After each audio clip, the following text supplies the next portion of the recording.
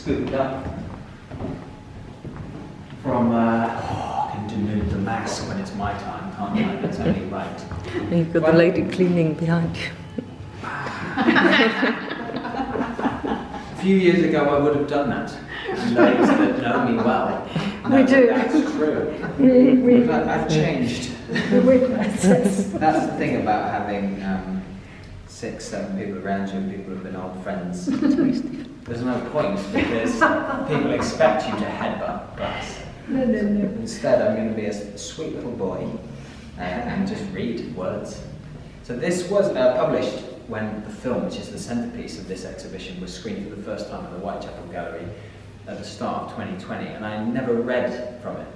It's never been read aloud, apart from during this exhibition. So it was published by Samson Lowe, who are an amazing publisher, have been going since the late 18th century, and they published this lovely little chapbook, which was a story written for Teresa.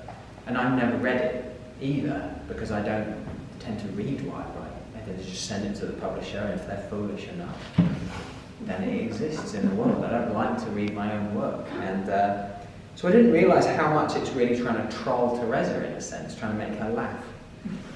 Whether that will be borne out or not in this reading now, I don't know, because I still haven't really read it, so we'll find out.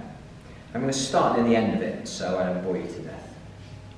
So this is from The Car Giant. Stephen brings Teresa's small animals, a little red bull, an equally tiny lion. They are offerings of regard.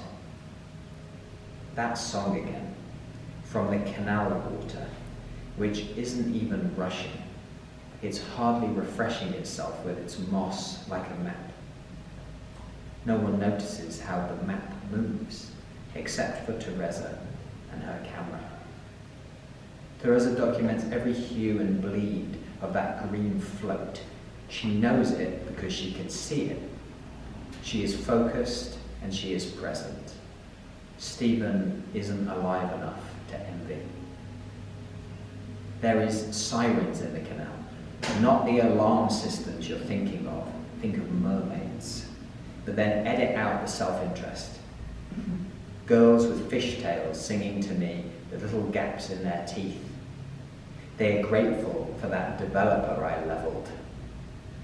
Plato said there were 3 kinds of sirens: the celestial, the generative, and the purificatory. This is from the Wikipedia page, where there is a section entitled Sirens and Death. An academic called Harrison insists sirens don't eat their victims. I make a puffing sound with my lips.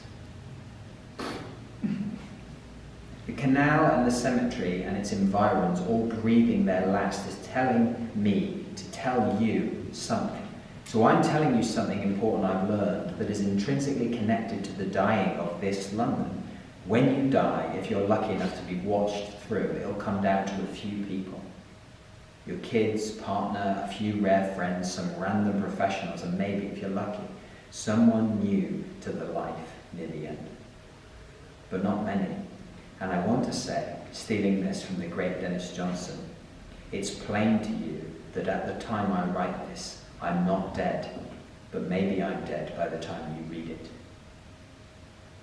Teresa Stilikova and Stephen J. Fowler finally enter the Car Giant itself, and do not simply pass through the road intersecting the car lots. They observe the murals of people kayaking on the canal in days gone by, faded and twee, and Stephen stabs the walls with a chisel like a proper twat. Recovering their dignity, thanks to Teresa, they return to the Car Giant main building and enter, for the first time, the Giant's Cafe, because one of them desperately needs a piss.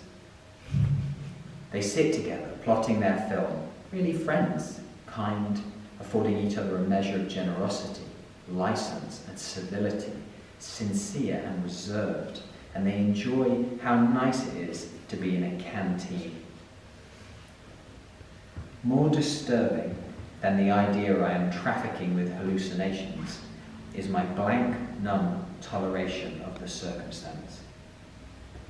My weird placidity is the main symptom. It all flows back into my mind with the canal water, covered insistently in this summer moss Teresa loves so much. For example, I once watched someone tell me bullets don't work on them if the bullets were to be fired by someone who looked like them. True story. I watched someone once being told they would never eat again. Those words. They were sick, and the doctor said, "You'll never eat again." And that person said, "No problem. No problem." I once saw a person cry so much their nose bled. I saw someone fire an AK-47. I saw someone hug a stray cat and get scratched on the face. I saw someone... I've got the order of these examples wrong, as usual. Listen, no one who saw the canal working felt pelt with barges and donkeys and purpose is still alive. Teresa sits and smiles, her hair not at all like a plant, but shining, framing her face. Noble is the word. She is noble, but funny, like a heron on the canal.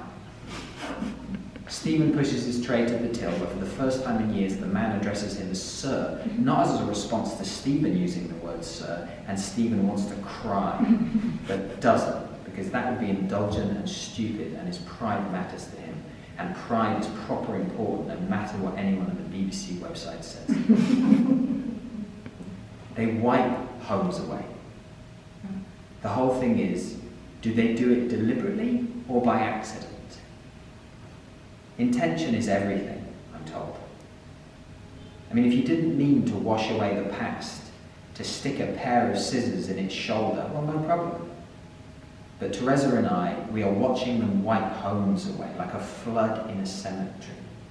The world builds them up slowly over many eons, decades to the human eye, and then other forces, they, the deluded, literal, fixated, and their righteous suckers, come along and wipe away ideas that stand like a massive metal giant with fucking claws, who crushes old cars like a shark eating a wounded fish for a fiver. You can build all the trees you want. This stuff is never coming back. Thank you so much. Bit of misery there, just to keep it going.